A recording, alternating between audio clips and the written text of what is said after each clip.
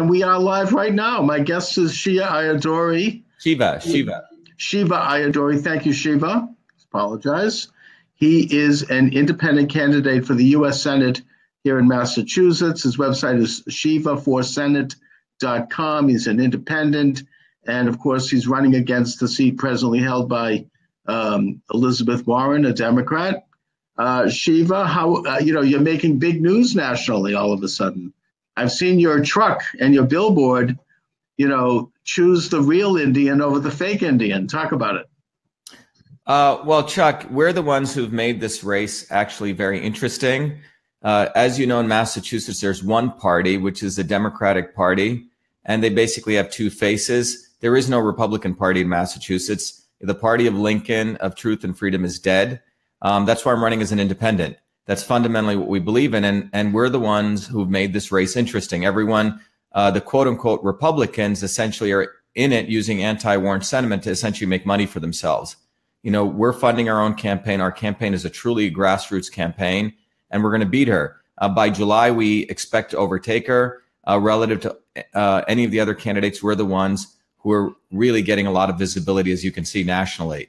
Mm-hmm. The slogan, only the real Indian can defeat the fake Indian, pretty much says it all. We're talking about Elizabeth Warren and the entire deep state establishment, which is really about one thing, which is about hypocrisy, lack of integrity, and self-promoting themselves as lawyer lobbyists who just want to get elected and reelected. And that's what's really behind that symbol. Obviously, it brings out Elizabeth Warren's lies that she lied essentially to get a $450,000 job at Harvard.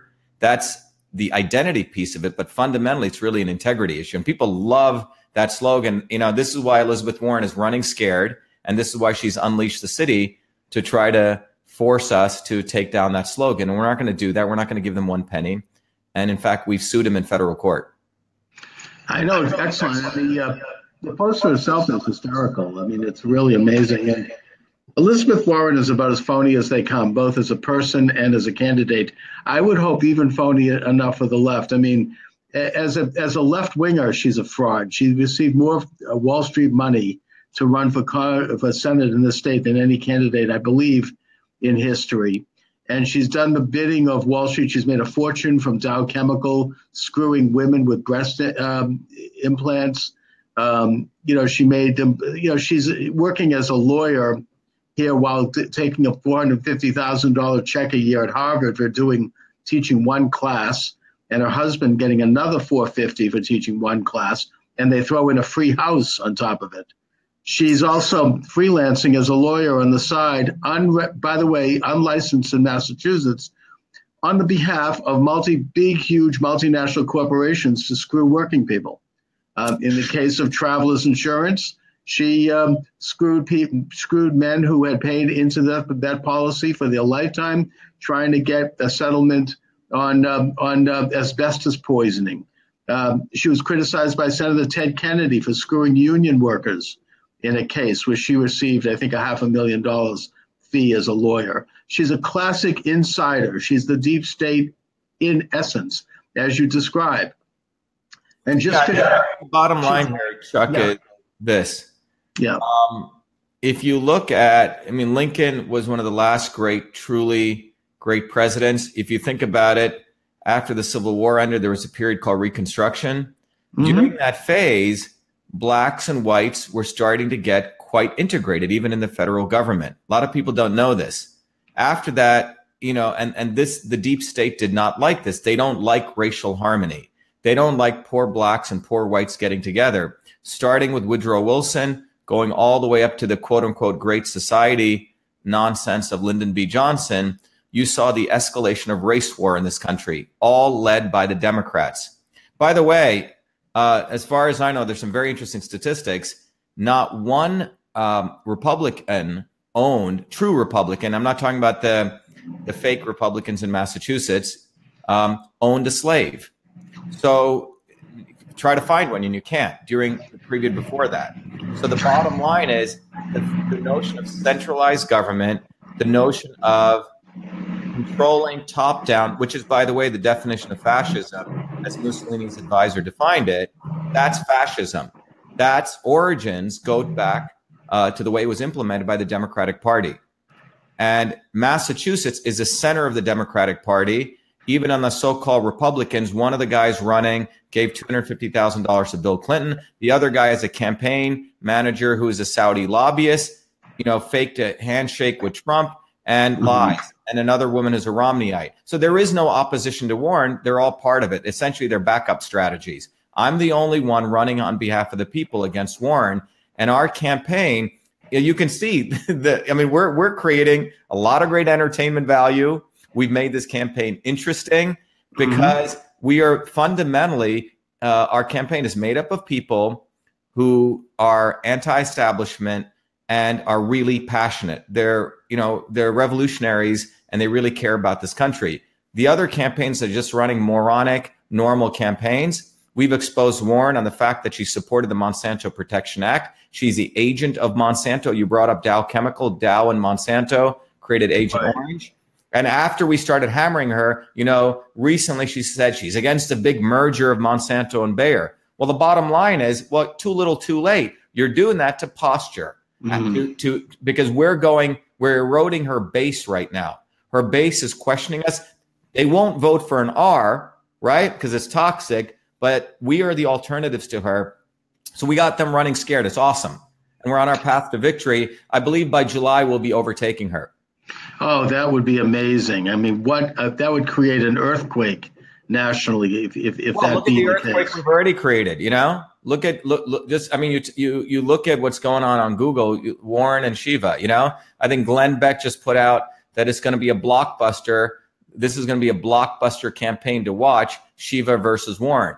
And that's what we've done with, not millions of dollars, good technology, great people on the ground, explosively glowing volunteer base, because our message hits, because the fact is only a real Indian can defeat the fake Indian. I love it. And, unlike the Wall Street creature, Elizabeth Warren, who likes to bloviate about, the millionaires and billionaires, by the way, most of whom are on the left side of the political spectrum, you are a self-made man. You are not taking the big Wall Street money. You invented the internet. It's a fascinating history. I'm sorry. Al Gore invented the internet. Yeah, he didn't invent anything. What he invented was a bunch of lies, and he takes advantage of carbon credits. He rides around in this private jet and talks about lowering pollution. Complete insanity, these people. Oh, it's utter preposterous.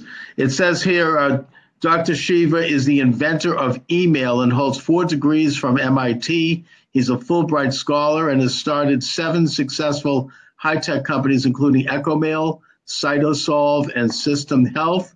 He is currently the founder and CEO of Cytosolve, Inc., which is discovering cures for major diseases from pancreatic cancer to Alzheimer's. He's also the founder of Center for Integrative Systems that performs fundamental research in systems thinking, and is the home of the Innovation Corps and Clean RAW certifications.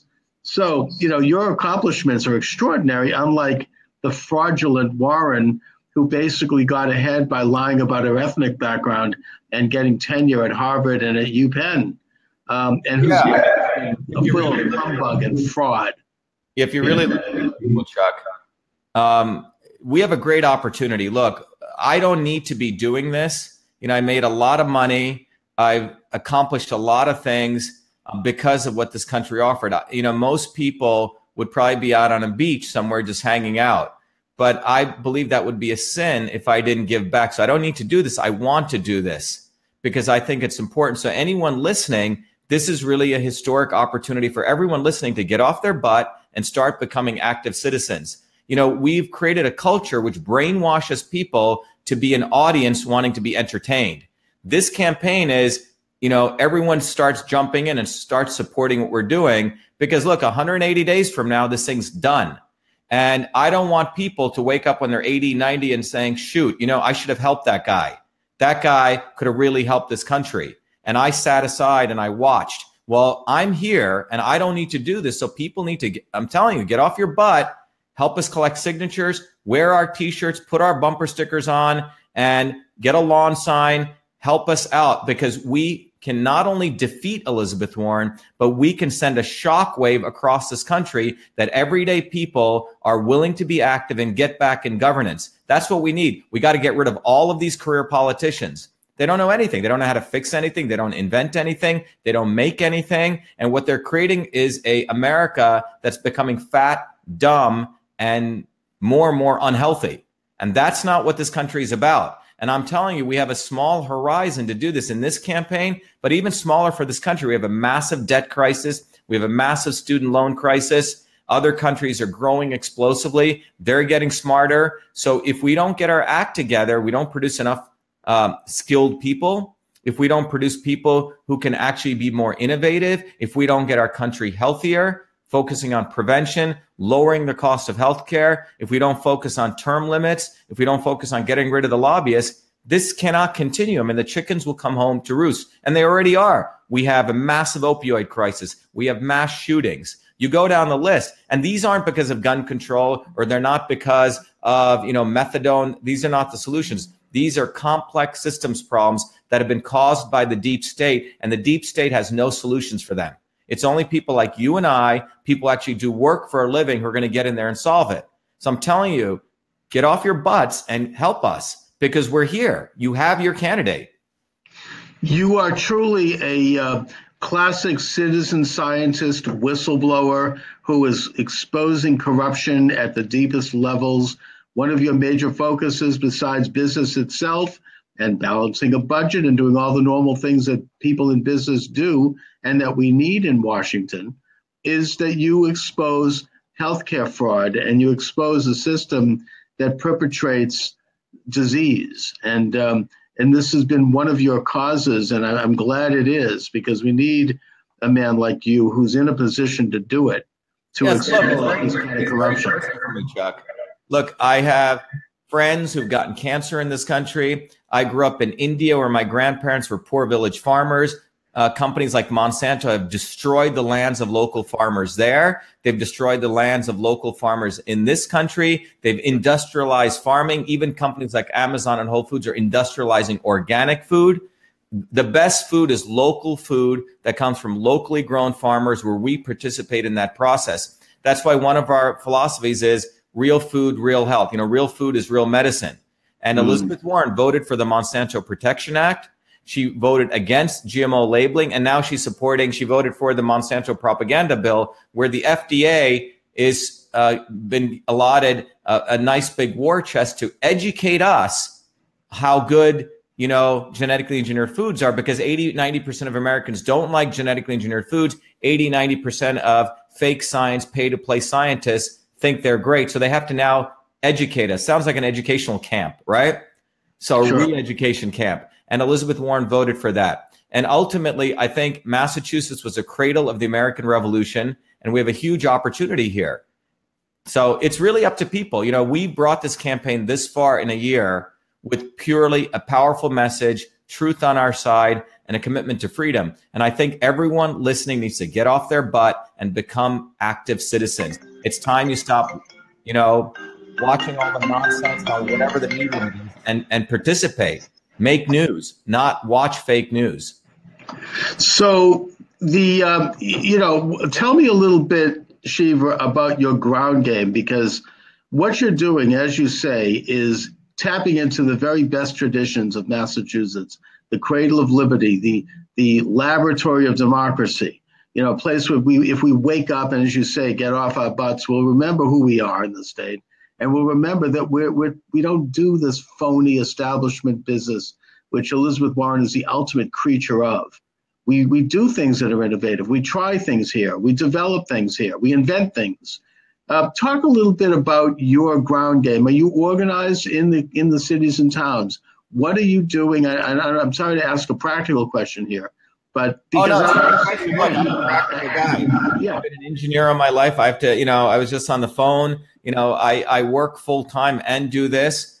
Bottom line is everything has to be very practical and tangible. We have nearly 4,000 people, Chuck, who've written to us wanting to volunteer for our campaign.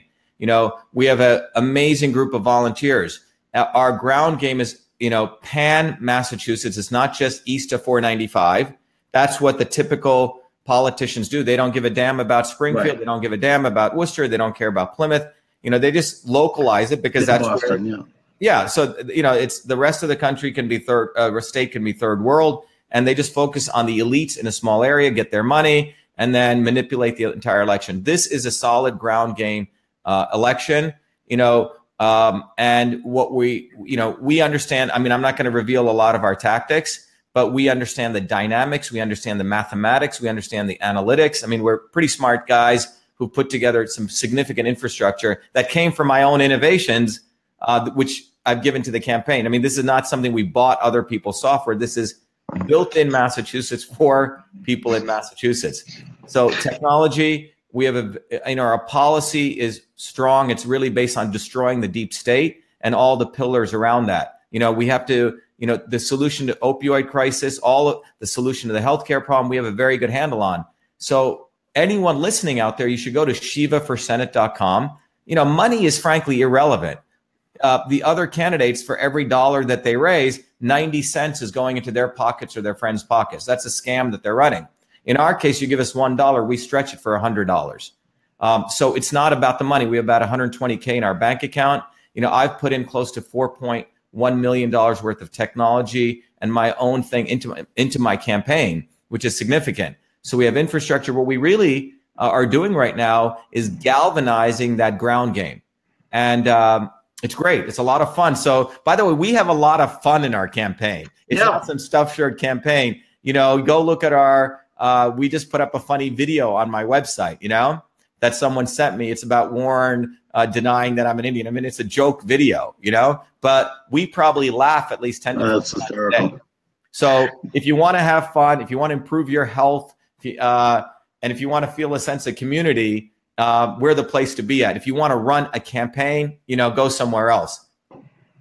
Well, Shiva, you know, you have it down both in terms of the technology, but also you're investing a lot of personal capital into this. You're out there, you're meeting people, you've got billboards, you know, you got that truck going around South Boston. I've seen it.